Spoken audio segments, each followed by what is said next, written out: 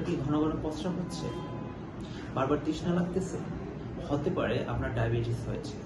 তো আজকে আমি আলোচনা করব যে বিষয়টা নিয়ে, সেটা হচ্ছে ডায়াবেটিস। ডায়াবেটিস কি, কেন হয়, কিভাবে হয়, লক্ষণ কি, এ থেকে বাঁচার জন্য আমাদের কি করতে হবে, এ সকল বিষয় নিয়ে আজকে আমি আলোচনা করব। আমি আপনাদের সাথে আছি ডক্টর এমদাদুল হক সৈকত। প্রথমে আসি ডায়াবেটিস কি। আমরা যে খাবার খাই, খাবার খাওয়ার পরে এটা থেকে তৈরি হয় গ্লুকোজ। এই গ্লুকোজটা রক্ত থেকে কোষে নিয়ে যায় ইনসুলিন। এখন কোনো কারণে যদি ইনসুলিনের কার্যক্ষমতা কমে যায় অথবা ইনসুলিন তৈরি হওয়া বন্ধ হয়ে যায়, তখন সেটাকে আমরা বলে থাকি ডায়াবেটিস। অর্থাৎ কোনো কারণে গ্লুকোজ যদি রক্ত থেকে কোষের ভিতরে যেতে না পারে, তখন আমাদের যে গ্লুকোজ লেভেলটা রক্তের ভিতরে অনেক বেশি পরিমাণে বেড়ে যাবে। আর রক্তে বেশি পরিমাণে গ্লুকোজ থাকাটা মানেই হলো তার ডায়াবেটিস হয়েছে। এখন প্রশ্ন হতে পারে, ডায়াবেটিস কেন হয়? ডায়াবেটিসের অনেকগুলো কারণ থাকতে পারে। এর মধ্যে প্রধান কারণ যেটা, সেটা হচ্ছে বংশগত কারণ। অর্থাৎ এক কথায় তার ফ্যামিলিতে মা বাবা দাদা দাদি যদি হয়ে থাকে, তো সেক্ষেত্রে তার সম্ভাবনাটা বেড়ে যায়। এছাড়া অতিরিক্ত দেহের ওজন, কম পরিমাণে শারীরিক ব্যায়াম এবং ব্যায়াম না করা, অস্বাস্থ্যকর খাদ্যাভ্যাস, হেলদি লাইফস্টাইল মেনটেন না করা এবং বয়সজনিত কারণ। এখন আসি, ডায়াবেটিস হলে আপনার কি কি লক্ষণ হতে পারে।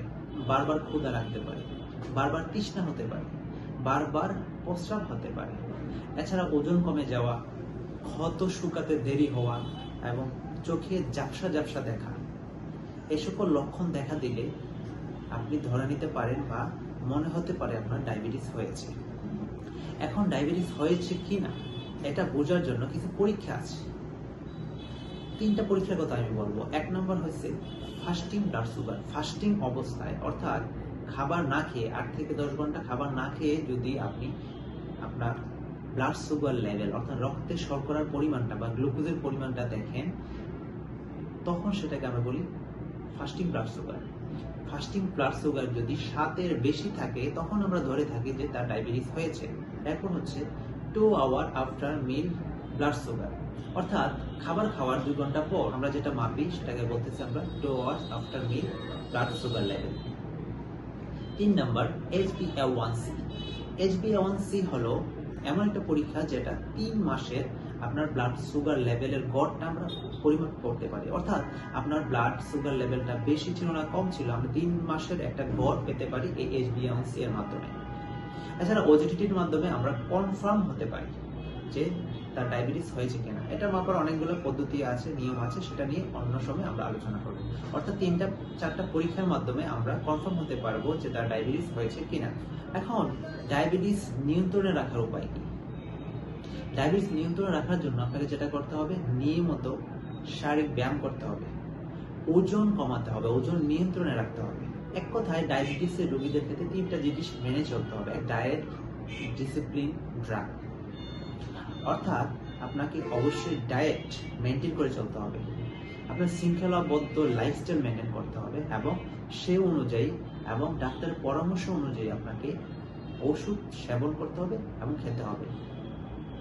আমরা জানি যে ডায়াবেটিস 2 ধরনের, একটা হচ্ছে টাইপ 1 ডায়াবেটিস এবং টাইপ 2 ডায়াবেটিস। নর্মালি জন্মের পর থেকে যদি তার ইনসুলিনের ডেফিসিয়েন্সি থাকে, একেবারে না তৈরি হয়, তখন সেটাকে আমরা বলি টাইপ 1 ডায়াবেটিস। তো সেই ক্ষেত্রে তাকে অবশ্যই ইনসুলিন নিয়ে সারা জীবন চলতে হবে। আর এটা হচ্ছে টাইপ 2 ডায়াবেটিস। এই টাইপ 2 ডায়াবেটিসের ক্ষেত্রে প্রথমত আমরা তাকে ওরালি, অর্থাৎ মুখে ওষুধ দিয়ে থাকি। তারপরে যদি একটা দীর্ঘ সময় পর এতেও কন্ট্রোল না হয়, তখন আমরা ইনসুলিনের দিকে কনভার্ট করতে বলি। এই ছিল ছোট করে ডায়াবেটিস নিয়ে কথা। তো ডায়াবেটিসের যে প্রধান বিষয়, সেটা হচ্ছে অবশ্যই আপনাকে ডায়াবেটিস কন্ট্রোলে রাখতে হবে। আপনি যদি ডায়াবেটিস কন্ট্রোলে না রাখেন, তো সেক্ষেত্রে এই সমস্যাটা আপনার চোখে দেখা দিবে, যেটাকে আমরা বলে থাকি ডায়াবেটিক রেটিনোপ্যাথি। আপনি যদি ডায়াবেটিস কন্ট্রোলে না রাখেন, সেটা আপনার সমস্যা করতে হবে ব্রেইনে, তখন সেটাকে আমরা বলে থাকি ডায়াবেটিক নিউরোপ্যাথি। তো সেক্ষেত্রে আপনার কিডনিতেও সমস্যা করতে পারে, সেটাকে আমরা বলে থাকি ডায়াবেটিক নেফ্রোপ্যাথি। এছাড়া ডায়াবেটিস কন্ট্রোল না থাকার কারণে আরেকটা সমস্যা দেখা দেয়, সেটাকে বলি আমরা পেরিফেরাল নিউরোপ্যাথি। অর্থাৎ হাত পা আপনার কামড়াবে, জ্বালাপোড়া করবে, এই সকল সমস্যা দেখা দিতে পারে। এছাড়া এই ডায়াবেটিস থেকে অন্যান্য যে সমস্যাগুলো, অনেক ধরনের সমস্যা হতে পারে। অর্থাৎ ডায়াবেটিস এমন একটা রোগ যেটা আপনি যদি কন্ট্রোলে রাখেন তো সেক্ষেত্রে ভালো থাকবেন, সুস্থ থাকবেন। যদি আপনার কন্ট্রোল না থাকে তাহলে একটা দীর্ঘ সময় পর আপনার বিভিন্ন অর্গানে সমস্যা দেখা দিবে, যেটা আপনার মৃত্যুর কারণ হয়ে যেতে পারে। এজন্যই আপনার যদি ডায়াবেটিস হয়ে থাকে তো সেক্ষেত্রে একজন ডাক্তারের পরামর্শ অনুযায়ী আপনি ওষুধ সেবন করবেন এবং লাইফস্টাইল অর্থাৎ হেলদি লাইফস্টাইল মেনটেন করবেন, হাঁটাচলা করবেন, ব্যায়াম করবেন, খাবার দাবারে কন্ট্রোলে নিয়ে আসবেন। অর্থাৎ ডায়েট, ডিসিপ্লিন, ড্রাগ, এই তিনটা নিয়ম ভালোভাবে মেনে চলবেন। আশা করি এই ছোট করে আমি আপনাদের ডায়াবেটিস সম্বন্ধে বলতে পেরেছি এবং বোঝাতে পেরেছি।